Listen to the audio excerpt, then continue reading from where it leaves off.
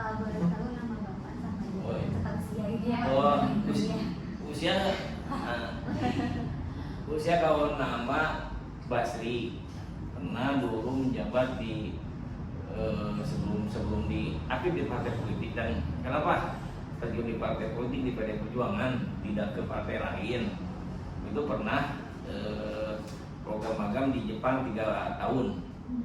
Lui pulang ke sini bekerja di perusahaan Jepang selama 10 tahun. Dan sudah itu pemilihan kepala desa di Desa Kalang Mukti, Kecamatan Res, jadi kepala desa 6 tahun. Baru sudah kepala desa ditawarin jadi pengurus PDI Perjuangan.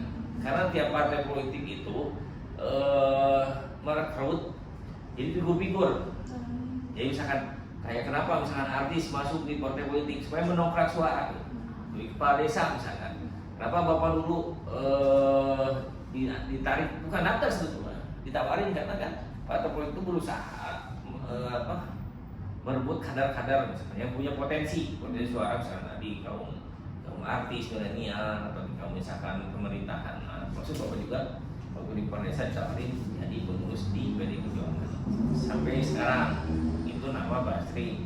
Terus kira Pertanyaan yang pertama dari kami mengenai dari PDIP ini sendiri. PDI Perjuangan. PDI Perjuangan ini bagaimana sih agar pesan yang disampaikan oleh Humas ini dapat menyentuh pemilih baik itu dari kalangan dari desa gitu sampai di kota. Jadi kan daya tarik di tiap partai politik jadi punya kans misalkan kalau PDI Perjuangan terkenal dengan wong ciriknya. Wong cirik itu masyarakat kecil, yaitu basis suara di PDI Perjuangan itu masyarakat kecil menengah ke bawah. Karena kan sesuai dengan itu partai PDI Perjuangan partai yang bersuara ke partai yang wong cirik. Ada kalimat, adik-adik pernah mendengar bahwa PDI Perjuangan itu partai wong cirik. Jadi tadi suaranya sih adik ini kan bagaimana meraup suara di Perjuangan. Yang pertama kantong di Perjuangan kita mempunyai basis tadi pengurusan. Jadi pengurusan yang solid. Jadi pengurusan solid dari tingkat berbicara kabupaten, kita pengurus berbicara kecamatan, desa dan RW. Itu basis suara di internal, basis di luar. Ya, basis di luar. Pokoknya kan PDI Perjuangan itu kalau kan partai nasionalis, ada partai nasionalis, ada partai yang religius. Partai PDI Perjuangan adalah partai nasionalis, jadi harus kaum nasionalis, terutama tadi di kalangan menengah ke bawah. Nah, buktinya yang supaya tadi bersentuhan di masyarakat, jadi mengenai di masyarakat. Jadi kita berbuat kayak sekarang yang dilakukan oleh DPC yang diketuai oleh Bapak Yuda itu, kita selalu hadir di masyarakat yang membutuhkan. Misalkan ada program, adik-adik ini tanya aja ke Pak Sakur, kalau misalkan Pak Sakur suka lihat juga. Jadi kita misalkan ada bencana, nah bencana kan kita tadi mempunyai badan penanggulangan bencana, ada badan khusus. Jadi kalau ada bencana banjir, kebakaran, kita selalu turun datang ke masyarakat. Bukan masalah kita memberi misalkan nilai-nilai santunan materinya tadi, bukan. Tapi begitu kita hadir, karena menyentuh ini orang yang lagi berkabung, kita kunjungi kan ada kebanggaan. Nah, untuk kesananya karena kita mempunyai praksi Dewan Perwakilan di PDI Perjuangan, kita juga mengusahakan ke pemerintah daerah supaya ada turun bantuan. Karena kenapa ada kita turun bantuan Kabupaten Garut ada dana untuk misalkan menanggulangi kasar banjir atau longsor atau kebakaran, ada. Kita berusaha mengajukan memfasilitasi karena kan ada kekuatan fungsi legislatif karena kita punya dewan. Ada juga kadang kita juga karena membuka jaringan ke tingkat nasional, karena kita kan Bu Menteri Bu Risma itu kan dari PDI Perjuangan. Jadi hal-hal itu kita sudah ada komunikasi nih, Bu, tolong bantu di Garut misalkan ada bencana banjir, kebakaran, nah itu tidak PDI Perjuangan supaya ada menyentuh masyarakat itu dengan cara-cara itu seperti itu. Kalau kan itu dari segi masyarakat kan sekarang pemilih itu kebanyakan dari generasi muda ya Pak. Ya. Nah, bagaimana cara partai PDI Perjuangan ini untuk menyentuh kalangan generasi muda? Soalnya kan suka beda ke masyarakat, Ya. bagaimana ke generasi muda gitu. Ya memang kalau lihat sekarang suara itu hampir 50% katanya Ya. Gen Z gitu. Iya. Jadi pemilih milenial. Nah, milenial beda kan tadi dengan masyarakat umum kita sudah menggambarkan dengan turun ke lapangan. Nah, kita juga untuk menarik suara simpati kaum milenial, kita juga berusaha misalkan tahu nggak Ali Sakim kemarin? Nah, itu salah satunya kita kenapa merekomendasi Pak Ali Sakim untuk kemarin di caleg di DPR RI. Salah satunya itu, ini untuk menarik kaum milenial.